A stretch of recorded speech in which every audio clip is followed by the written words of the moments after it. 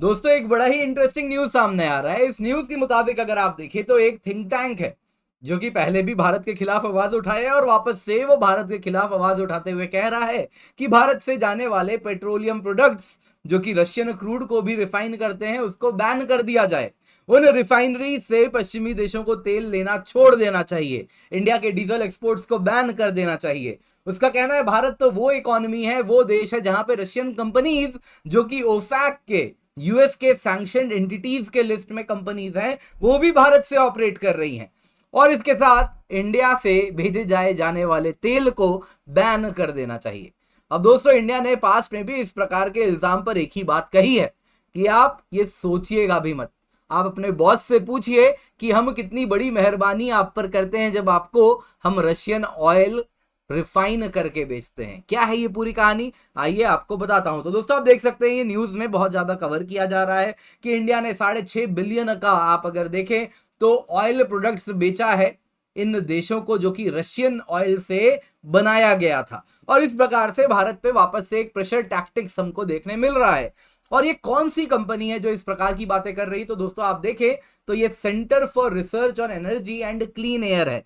ये वो संस्था है, एक एनजीओ बोलती है खुद को, जो कि इस प्रकार के रिसर्च को कंडक्ट करवा रही है। इससे पहले भी इसने भारत पर अगर आप देखें तो इस प्रकार की बातें कही थी, भारत को लॉन्ड्रोमैट कहा था।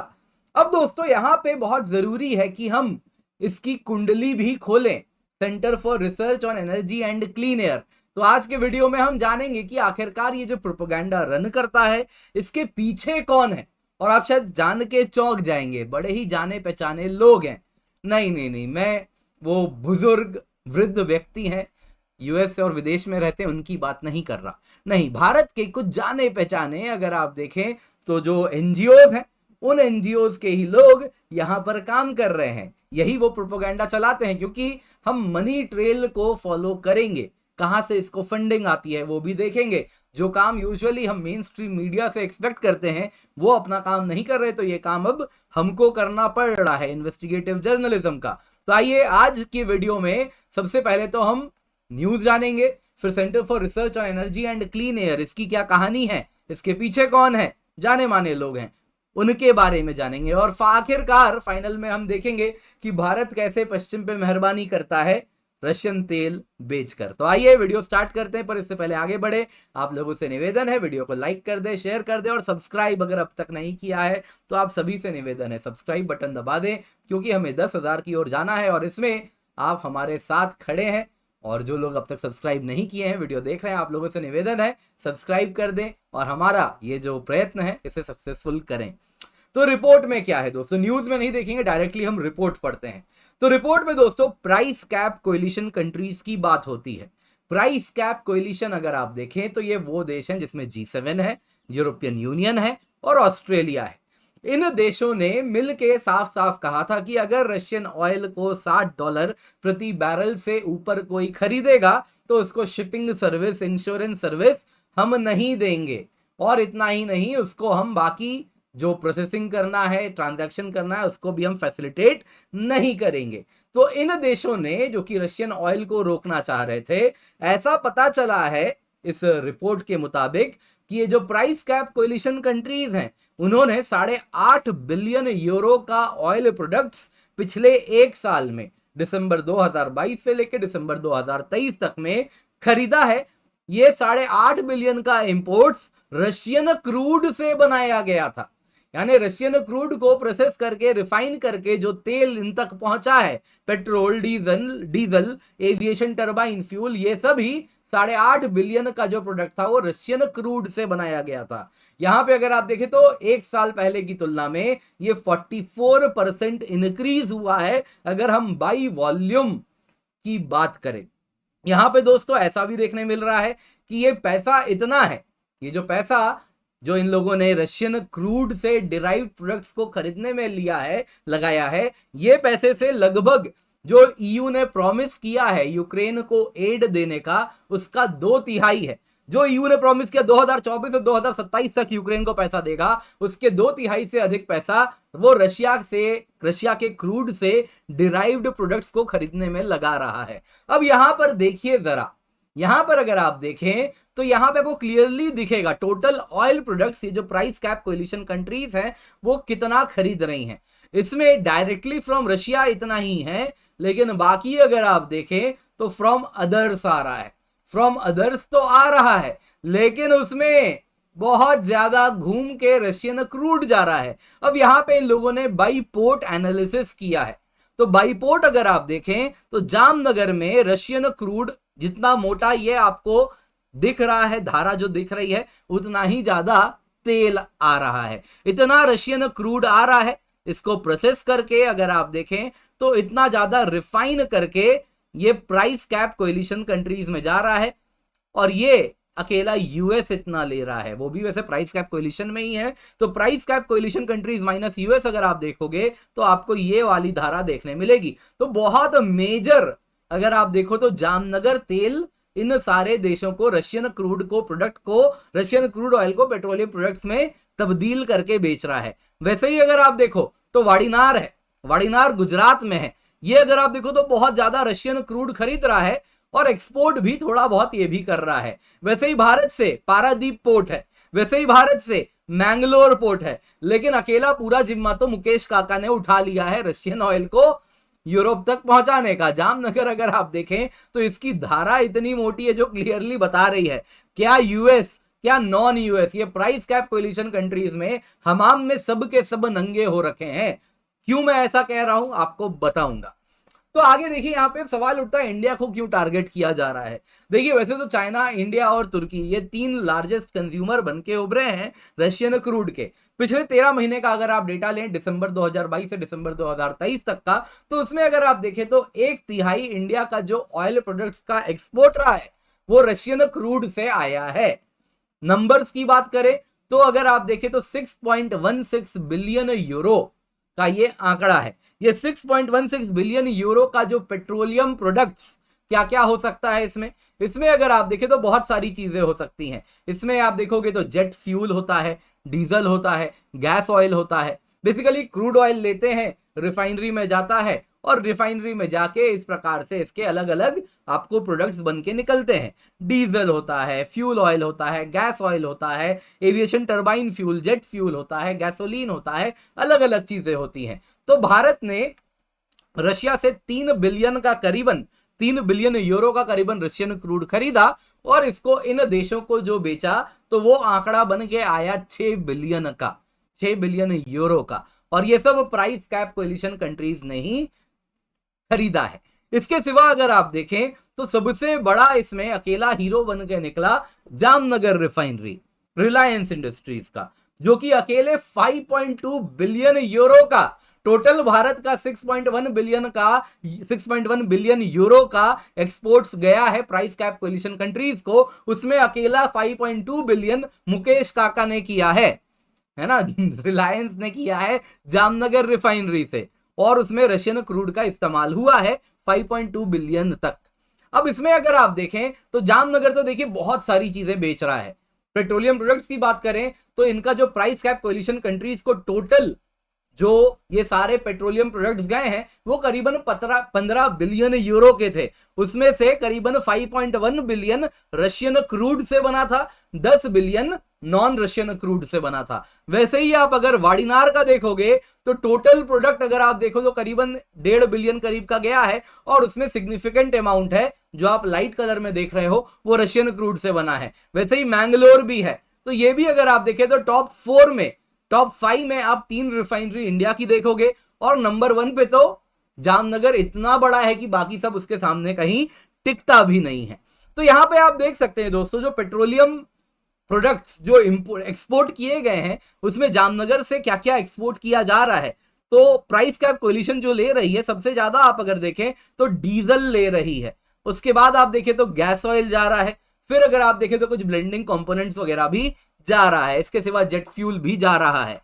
तो यहां पे दोस्तों अगर हम रशियन क्रूड ऑयल की वैल्यू काउंट करें, कितना रशियन क्रूड खरीदा गया वो पेट्रोलियम प्रोडक्ट बनाने के लिए, तो उसमें अगर हम यूएस की बात करते हैं तो उसने total 1.2 billion of petroleum products Bharat से खरीदा, और भारत को 1.2 बिलियन का पेट्रोलियम प्रोडक्ट बनाने के लिए 753 मिलियन यूरो का रशियन क्रूड खरीदना पड़ा।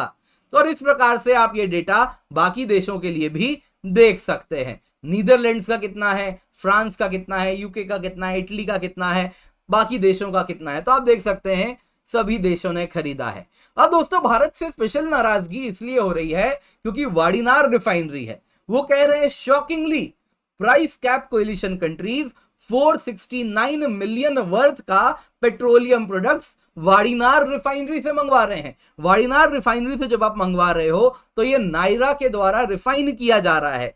अब नायरा अगर आप देखो तो उसका 49% स्टेक रॉसनेफ्ट का है, जो कि ओफैक यानी यूएस जो लिस्ट मेंटेन करता है सैंक्शनड कंपनीज का, वो उस लिस्ट में है। तो कहीं ना कहीं ये जो प्राइस कैप कोलिशन कंट्रीज हैं ये रॉसनेफ्ट जैसी कंपनी के साथ डील कर रहे हैं और भारत उनके लिए हब बना हुआ है। तो क्यों कर रहे हो, कुछ तो मजबूरी होगी, क्यों नहीं समझ रहे। तो ये सब टेक्निक है, प्रेशर टैक्टिक्स बनाया जा रहा है भारत पे।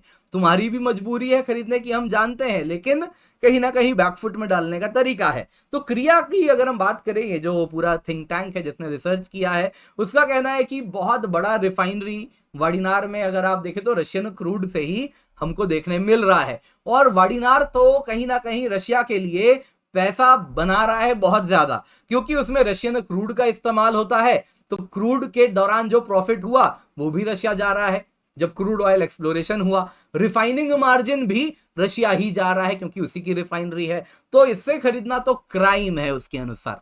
सोल्यूशन क्या देता है, अगर आप सोल्यूशन की बात करते हैं तो वो कहता है कि देखिए वो सारे रिफाइनरी जो रशियन क्रूड ऑयल प्रोसेस करते हैं उन पे ब्लैंकेट बैन लगा दो, यानी जामनगर से, वाड़ीनार से, मैंगलोर से, पारादीप से आप तेल लेना बंद कर दो, नंबर 1। नंबर 2 ये कहते हैं जितने भी शिपिंग लाइंस हैं उन पर अब स्ट्रिक्ट प्राइस कैप इन्फोर्स करवाओ। जितना भी रशियन तेल को लेके जा रहा है उनसे बैंक स्टेटमेंट लो कि कितने में तुमने एक्चुअल में पैसा पे किया। अगर $60 से ज्यादा हो रहा है तो आपके ऊपर कहीं ना कहीं काम किया जाएगा, प्रोसिक्यूट आपको किया जाएगा। अभी क्या हो रहा है दोस्तों, वो इस प्रकार से पूरा का पूरा बिल बनाते हैं जिसमें दिखाते हैं कि रशिया से क्रूड $60 का प्राइस कैप है। मान लो प्रिवेलिंग मार्केट रेट $80 है तो वो $59 दिखाएगा कि ये क्रूड की प्राइस है, लेकिन जो शिपिंग चार्ज है वो बढ़ा देगा, बाकी चार्जेस बढ़ा देगा, मिसलेनियस हैंडलिंग चार्जेस बढ़ा देगा।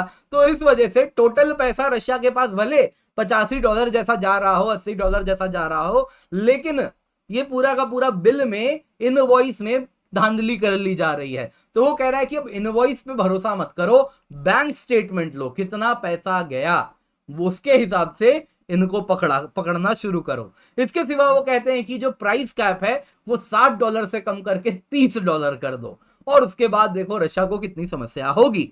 अब देखिए दोस्तों यहाँ पे बहुत सारी समस्या है। पहली बात ये क्या कर रहे हैं कि आप रिफाइनरी से तेल लेना बंद कर दो जो रशियन क्रूड को प्रोसेस करते हैं। देखिए यहाँ पे WTO का रूल्स ऑफ ऑरिजिन होता है जो कि क्लियरली अग्रीमेंट में डिफाइंड है। तो पेट्रोलियम क्रूड की बात करें तो वो जैसे ही रिफाइन हो जाता है वो एक अलग पेट्रोलियम प्रोडक्ट में बन जाता है क्योंकि सिग्निफिकेंट वैल्यू एडिशन हो चुका है। तो उसके बाद वो रूल्स ऑफ ऑरिजिन के अनुसार वो प्रोडक्ट उस देश का हो जाता है जहां पे रिफाइनरी है। तो अगर आप भारत के रिफाइनरी वाले प्रोडक्ट पे बैन लगाओगे, सैंक्शन लगाओगे, तो आप WTO का उल्लंघन कर रहे हो। तो ये आप कैसे करोगे, जाहिर सी बात है, तो फिर आप WTO को पूर्ण रूप से डिफंक्ट कर दो, यही हो जाएगा। फिर रूल्स बेस्ड सिस्टम हमेशा के लिए खत्म कर दो। तो सही बात है, यही तो हम कह रहे हैं कि तुम करते आए हो, तो तुम खुद अपने आप को अपना एजेंडा दिखा दोगे, बता दोगे। नंबर 2 अगर आप देखें तो ये कह रहे हैं प्राइस कैप को 60 से 30 कर दो। तो अगर तुम प्राइस कैप को 60 से 30 कर दोगे तो ये वास्तविकता से बिल्कुल परे हो जाएगा। तो ये तुम इन्फोर्स ही नहीं कर पाओगे, इतना आसान नहीं है। रियलिटी भी तो होनी चाहिए, प्रिवेलिंग क्रूड की जो प्राइस होगी उसके हिसाब से ही प्राइस कैप लगाओगे ना, कुछ भी तो नहीं कर सकते। $30 पर बैरल में थोड़ी ना वो रशिया बेचेगा किसी को, तो लोग ओपन डिफाइंस करने लग जाएंगे। और तीसरी बात क्या है, जरूरत, तुम्हें जरूरत है इस तेल की, इसलिए तुम हमसे खरीदते हो, हम पे मेहरबानी नहीं करते। खैर अब यहां पर समझते हैं आखिरकार ये थिंक टैंक कौन है। अब दोस्तों यहाँ पे centre for research on energy and clean air अगर आप देखें तो इसकी कुंडली हम धीरे धीरे करके खोले हैं। तो यहां पे अगर आप देखें इसके साइट में जाएंगे तो इसका डायरेक्टर कौन है, तो ये आप देखें तो नंदिकेश शिवलिंगम जी हैं, बैंगलोर में बैठते हैं। इनका इतिहास अगर खोला जाए तो ये पहले ग्रीन पीस में काम किया करते थे, लंबे टाइम तक ग्रीन पीस में काम किए हैं, और 2020 में एक संस्था बनती है जिसके ये को फाउंडर हो जाते हैं। वो संस्था का नाम होता है क्रिया, centre for research on energy and clean air, और वही इस प्रकार का रिपोर्टिंग करती है। अब ग्रीन पीस कौन है दोस्तों, यहां पे जब प्रीवियस सरकार, प्रीवियस हो गई अब तो, मनमोहन सिंह जी के काल में आईबी रिपोर्ट आया था प्राइम मिनिस्टर ऑफिस को, ग्रीन पीस थ्रेट है नेशनल इकोनॉमिक सिक्योरिटी को। 2014 के आसपास का ये न्यूज है, जो कि 1 साल पहले के एक्टिविटी पे आया था। कोई मुझे कमेंट में बताएगा किस एक्टिविटी की वजह से ये रिपोर्ट सामने आया था। अगले साल जब सरकार बदलती है, सीधा सबसे पहले FCRA लाइसेंस ग्रीन पीस का कैंसिल होता है, क्योंकि एंटी नेशनल एक्टिविटी को ये अंजाम दे रहे थे। तो उसी में काम करने वाले व्यक्ति ग्रीन पीस के बाद अब अगर आप देखें तो ये क्रिया में काम करना शुरू कर चुके हैं। तो आप समझ पा रहे हैं ये बातें कहां से आ रही हैं। दूसरा देखिए, क्रिया को फंड कौन करता है, तो यहां पे अगर मैं क्रंच बेस में जाऊं तो मुझे 2 इसके मेन फंडर्स दिखे, 2 ही हैं रादर, क्वाड्रेचर क्लाइमेट फाउंडेशन और क्लाइमेट वर्क्स फाउंडेशन। आइए जरा इनके बारे में आपको बताता हूं। क्वाड्रेचर क्लाइमेट फाउंडेशन अगर आप देखें तो ये किसके द्वारा बनाया गया है, क्वाड्रेचर कैपिटल। ये यूके का एक, अगर आप देखें तो इन्वेस्टमेंट फंड है, और ये क्या अगर आप देखें तो इसमें ग्रेग स्किनर और सुनील सेतिया के द्वारा बनाया गया है। और इसमें अगर आप देखें तो ये कहने को तो क्लाइमेट चेंज के लिए पैसा डोनेट कर रहा है, लेकिन अगर आप इस फंड की बात करें तो इसका बहुत बड़ा पैसा फॉसिल फ्यूल कंपनीज में ही लगा है। तो जाहिर सी बात है यहां पे पूरा खेल नरेटिव सेट करने का हो रहा है। तो नरेटिव बनाने के लिए इसने किसको अपना मोहरा बनाया है, क्रिया को बनाया है। दूसरा देखिए, climate works foundation. Climate works foundation अगर आप देखें तो ये तो ऐसा मतलब सिग्नेचर दिख रहा है इसमें कि बहुत ज्यादा अमेरिकन डीप स्टेट का इसमें रोल आपको देखने मिलेगा। आप फंडर्स देखिए, मनी ट्रेल, पैसा सब बताता है, बीजोस, जेफ बीजोस अमेज़न वाले, बीजोस अर्थ फंड, ब्लूमबर्ग फिलैंथ्रोपीज, चैन ज़ुकरबर्ग, फेसबुक कितना ज्यादा CIA कंट्रोल्ड है, थोड़ा स्टडी कीजिए आपको पता चल जाएगा। और वो फाउंडेशन जिसके बारे में सब जानते हैं, फोर्ड फाउंडेशन, वैसे ही ह्यूलेट पैकार्ड HP वाली जो कंपनी है उसके David and Lucille Packard foundation, वैसे ही ह्यूलेट में भी William and flora Hewlett foundation. और इसके सिवा आप बाकी भी देखोगे, कारगिल वगैरह भी आपको देखने मिलेगा, कारगिल फाउंडेशन वगैरह भी है। तो जो कि क्लियरली कह रहा है ये US के डीप स्टेट के द्वारा फंडेड है। और मेक सेंस, US ही तो है जो कि रशियन गैस सप्लाई कर रहा है, जो पहले रशियन गैस कैंसिल करवाया, यूरोप तक जो जाती थी पाइपलाइन फुड़वाया, और अब वो अपने LNG को यूरोप में डाइवर्ट कर रहा है, पैसे बना रहा है। लाइकवाइज उसके पास रिफाइनरी की कैपेसिटी भी है, तो वो रिफाइन करके भी वो मार्केट को खाना चाह रहा है, और वो मार्केट इस वक्त इंडियन रिफाइनरीज के कंट्रोल में है, तो उसको हटाने के लिए इस प्रकार की बातें हो रही हैं। तो ये इसके पीछे का खेल है। उम्मीद करता हूं अब आप इसको बेहतर समझेंगे और अप्रिशिएट करेंगे। अब आते हैं आखिरी बात पे, जो बात कोई राज नहीं रह गई है। अब निकेई से लेके अलग अलग जगह आपको ये न्यूज आया है कि इंडिया ने तो दुनिया को बचाया रशियन ऑयल खरीद के। अब दोस्तों हमारे जो एनर्जी मिनिस्टर है हरदीप सिंह पुरी जी, वो तो कहते हैं दुनिया ग्रेटफुल है। इंटरव्यू दिया है पश्चिमी मीडिया को कि इंडिया ऑयल प्राइस को रेगुलेट किया जब रशियन क्रूड ऑयल को हमने खरीदा। तो इस प्रकार से अगर आप देखें तो हुआ यूं है कि दोस्तों इंडिया ने जब रशियन क्रूड को खरीदा तो इंडिया वेस्टर्न प्रेशर में नहीं आया। अगर इंडिया वेस्टर्न प्रेशर में आ जाता, इंडिया दिन का 5 million barrel crude oil consume करता है, और अगर इंडिया इतना बड़ा कंज्यूमर अगर वो भी मिडल ईस्ट से ही तेल लेता तो सारी दुनिया मिडल ईस्ट के ऑयल के पीछे भागती। नतीजन ये होता कि वो तेल की कीमत बढ़ के $75 प्रति बैरल से बढ़ के $150 प्रति बैरल हो जाती, और इसका मतलब होता दुनिया में एनर्जी स्कैरसिटी आती, स्काई रॉकेटिंग इन्फ्लेशन होता, प्रोडक्शन जो GDP ग्रोथ रेट है दुनिया का भट्टा बैठ जाता। वो नहीं हुआ क्योंकि इंडिया रशियन क्रूड खरीदता है, ऑयल प्राइस मेंटेन हुए, मैनेजेबल लेवल्स पर रहे, दुनिया को तेल मिला, और साथ ही साथ दुनिया इससे ग्रो कर पाई। तो साफ साफ तो देखिए क्लियर है, हरदीप सिंह पुरी जी ने ही कहा है कि क्लोज डोर्स में तो अब विदेशी देशों के एम्बेसडर समय कहते हैं कि भाई आपने रशियन क्रूड को जो खरीदा है वो खरीदते रहिए, हमको भी सप्लाई करते रहिए, क्योंकि तेल अगर महंगा हो जाएगा तो पूरी इकोनॉमी ठप हो जाएगी। तो you are doing a good job, continue यही करते रहिए। बाकी हाँ, ये ऊपर ऊपर से कुछ कुछ बातें आएंगी, लेकिन हमको तेल चाहिए रशिया का, ये बात दुनिया भी अब जानती है। दोस्तों उम्मीद करता हूं आपको ये वीडियो पसंद आई होगी, तो लाइक जरूर कीजिएगा, इसको शेयर जरूर करें।